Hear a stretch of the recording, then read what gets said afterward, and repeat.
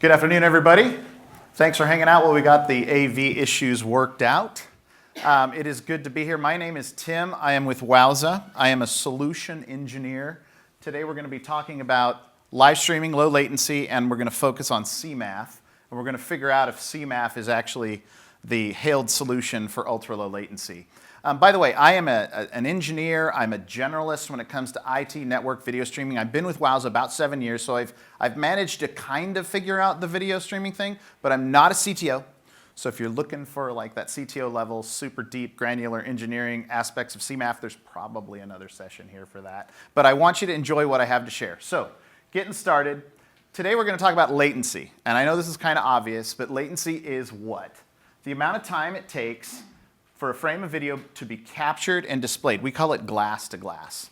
So how long it takes the light to get from the lens, through the camera, all the way through the workflow, to where you're sitting and enjoying the content.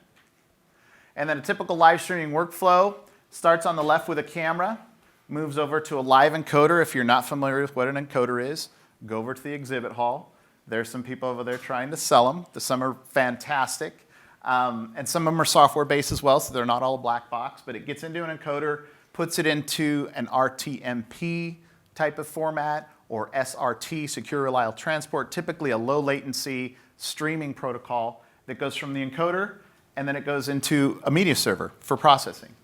Once it gets there, it gets packaged typically into an HTTP protocol. So the media server is actually providing little chunks of video, like little MP4 or little TS files that it goes out through a CDN, that's the next level in distribution, and then you get to play it back on your device.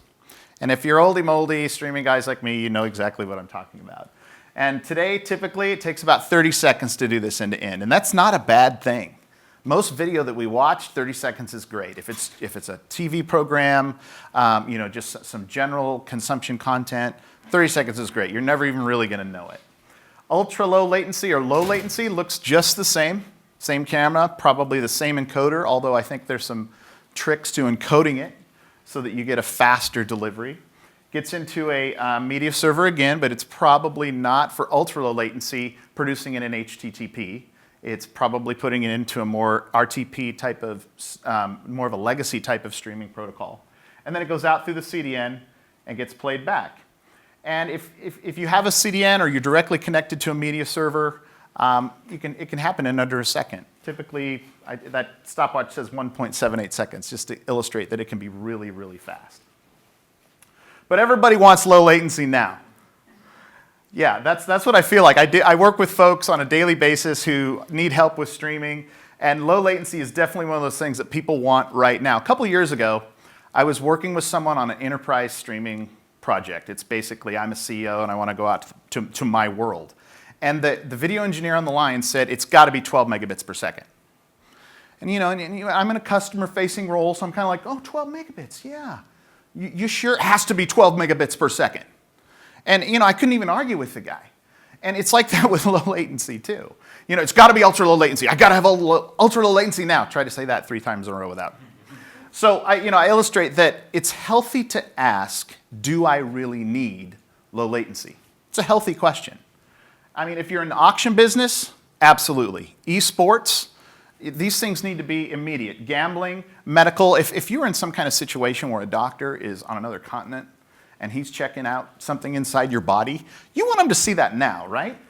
Sports, who wants to hear about a touchdown on Twitter and then see it 40 seconds later? This is the business case for ultra low latency. Social media, the interaction you see on Facebook Live and YouTube Live, things of those nature. E-commerce, government, military, it goes on and on and on. So there are definitely needs for low latency, but if your boss is telling you it's got to be low latency, shake it down a little bit. And the reason is, it sure is a lot easier to deliver standard HTTP video.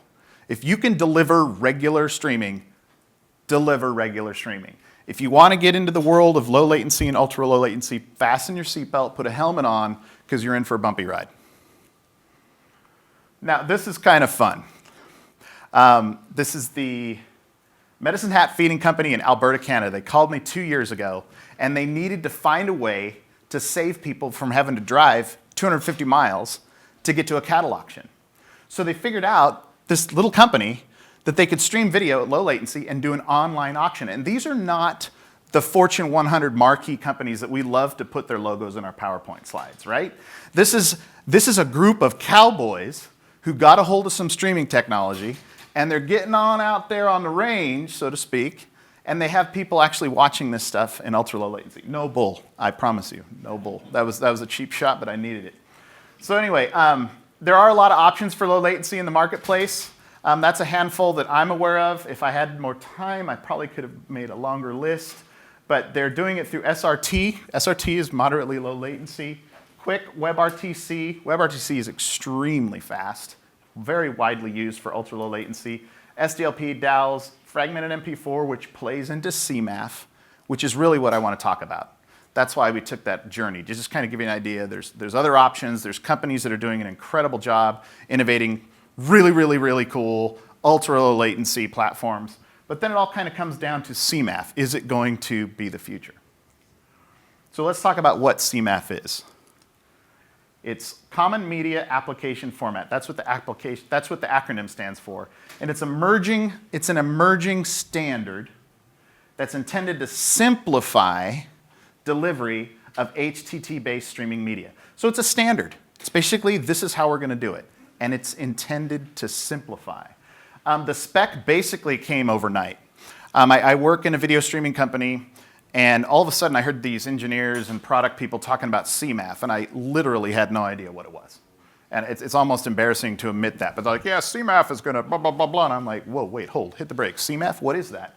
Well, the spec kind of developed overnight, and it's getting a real world appeal, and there are some long-term benefits to it which still are yet to be determined. So we've got the CMAF standard. It's intended to simplify, and it's happening kind of as we speak. So let me get back to, again, and this is just my simplified perspective. This is what CMAF is. You've got Apple HLS, which uses a manifest, and it grabs little tiny TS chunks. So the little chunks of TS files on a server. Then you have MPEG-, which is an ISO standard. It's grabbing little tiny pieces of MP4 files. Works great. Well, CMAF comes in and says, you know what, let's standardize this. Let's get rid of the TS files. Let's use MP4. And then it offers a subset of low latency. So it really does simplify in the sense that you don't have to have TS versus MP4. It's bringing everything together. That is a super simple way to describe it. And if I had more data, I could go deeper on that. But that's fundamentally what I see. And there's also an encryption aspect to this as well. I understand that Google and Microsoft, Google with PlayReady, Microsoft with PlayReady, Google with Widevine, they're talking about ways to share encryption. So potentially with CMAF, the real opportunity, I think, is just kind of a normalization of the standard. These are some notes here. It's a common media format. We talked about that. CFOs will like it because it eliminates or reduces investment on the encoding side and the storage side. It simplifies workflows. I think anytime we can simplify this video streaming business, we're in a good way. I love to tell people video streaming is hard. If anybody tells you that it's easy, they're pretty much a liar. So anything that simplifies video streaming is a good thing. And then that one on the bottom, this is what we're talking about here today. Decrease video lag with chunked, encoded, and chunked transfer CMAF. And there's a lot of complexity to it. And again, it happened pretty fast. February 2016, Apple and Microsoft proposed CMAF to MPEG. June 16, Apple announces it, that they're supporting fragmented MP4. They do the specs in July 17, and then just last year in January 18, it's officially published. So you can see that it's kind of moving right along. But what about the war, right? There's a mentality that we have where we want to see somebody conquer the low latency landscape. And I think the companies that are doing that are in healthy competition. You know, our company, Wowza, we have an ultra low latency solution. There's several others that have the same thing. We are duking it out, trying to get as much market share in ultra low latency as we can. I don't think that's going to change. I think there will always be a market for sub 1 second. There will always be a space for that. I don't think CMAF proposes to really get into that. Yes, I have a demo, and it is just about a second, second and a half behind. That's because it's running on a VM on my local machine. But the way CMAF works with the segmenting, there's a lot of interaction between the player and the CDN. And that is where I think a lot of the hard work is going to take place on CMAF, the ability for a CDN to actually be able to link all of those segments together. So again, decreased video lag, that's what we're after. A little bit of context. We talked about HTTP being 45 seconds to 5 seconds. That's what we're typically dealing with. And then we have reduced latency, which is still HTTP. And that is where we take just the size of the chunks, the TS files, the MP4s, and we can reduce them, which helps. That gets us down into the 18 to 5 seconds. And then there's low latency. I think this is pretty much where CMAF is going to potentially dominate. And then this is the near real time, which is WebRTC, really cutting edge technologies, and that's where the competition is taking place for that vertical. I stole this literally from Will Law with Akamai. This is where CMAF is going to pretty much live in the latency scale.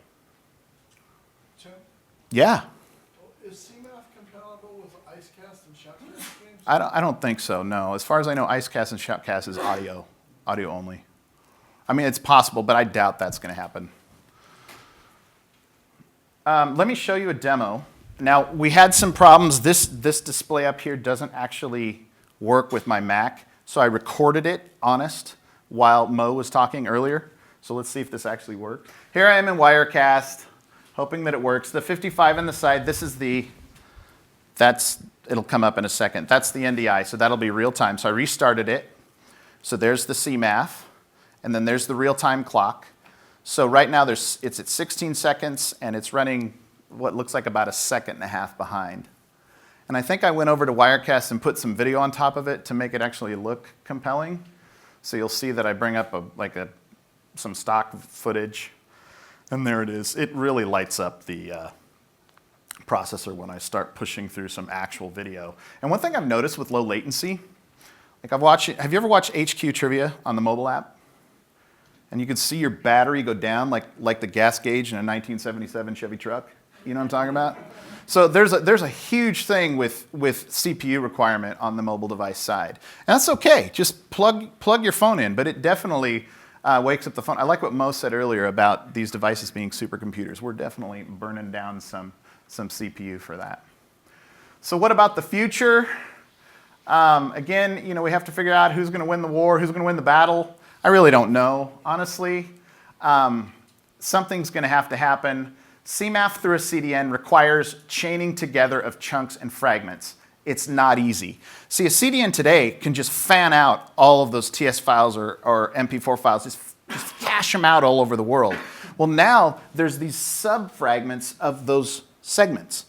And so a CDN has to listen to the player and to make sure the player gets the right segment at the right time without violating the need for low latency. So you're definitely going to see the CDNs have to do a ton of heavy lifting to do it, and they're going to do it because there's money involved. I think there's a lot of money involved in distributing this. While Apple has to embrace the CMAF low latency. Until this happens, we could do tons and tons of work. But if it doesn't play on an iPhone, I hate to be that way, but it's a fact. It's just not even worth working on. Player technologies will eventually have to universally support CMAF, so we'll probably see that. Several do. And then it's not a tidal wave. It is something that we're going to see every month, every couple months, we'll see something new develop in the CMAF camp. So I think it's definitely a healthy progression. I think a lot of smart minds are on it, and we're moving right ahead. But it is coming. Yeah, but I got WebRTC. That's pretty much it. Any questions? Okay, hold on. Let me bring around the microphone. Bring around the microphone. Okay, thank you. Okay, This gentleman I got up you here. up here. I guess I don't know much about actually the streaming side. I'm working on the core encoder side. Okay. So I'm curious that I heard somebody before saying that the Apple recommended buffering 3 segments. Okay, that's like 18 seconds, something like that. So I guess they're very conservative about Sure. possible network jittering over Yes. there. So just having this format seems is not enough, right? But you still have the network jittery over there. Well, as I mentioned in the So- beginning, pardon me if I interrupted you. If you're getting into this low latency business, you're breaking specs, you're pushing devices and networks to the limit. Apple's not going to like that. Okay. It's almost like a disclaimer. But sure, if you can stream video without having to get into this craziness, don't get into this craziness. But if you're doing esports or some of the things we listed earlier, you're absolutely going to need it. So you're absolutely right. Apple's smart to give a conservative spec. But my real question here is that as an industry, do you guys have any something similar like for the broadcast case, like you have very strict VBB buffer, HRD model that makes sure the timing is very, very strictly defined. So for the streaming world, do you have anything similar like that as any spec that kind of define the timing model and with consideration of network jittery? Yeah. My response to that is Just to be conservative, and that's all. Sure. No, that's a fair question. My response to that would be, understanding there really isn't a low latency standard. There's just good engineers who figured out how to do it well. We have an article that I give out to people like yourself that says here's how to take HTTP and run it with a half-second chunk or a 1-second chunk size. And there's some other properties that you adjust to get that to work in a stable way. So there's some formulas that help that. But as far as like there being like an industry standard that I'm aware of, I don't know. Okay, and one more question here. Tim, with the CMAF, has it been tested with a metadata string that has time code in it, and how fast how small has the latency become? I have no idea on that question. I would assume that the metadata would pass through just like most other protocols, but I don't know of any testing activity from my perspective. Okay, someone else? What does CMAF stand for? Anyone? No? That's the question, actually, to win the $250 Amazon gift card. What does CMAF stand for? Anybody? Oh, hands? Okay, this guy right here, he's the Okay. winner of the $250 All right. Amazon gift card. If you give me your email address, I'll make sure you get that post. All right, Alex, congratulations. Thank you, everybody. Big round of applause. We'll be back in a few minutes. Stick around.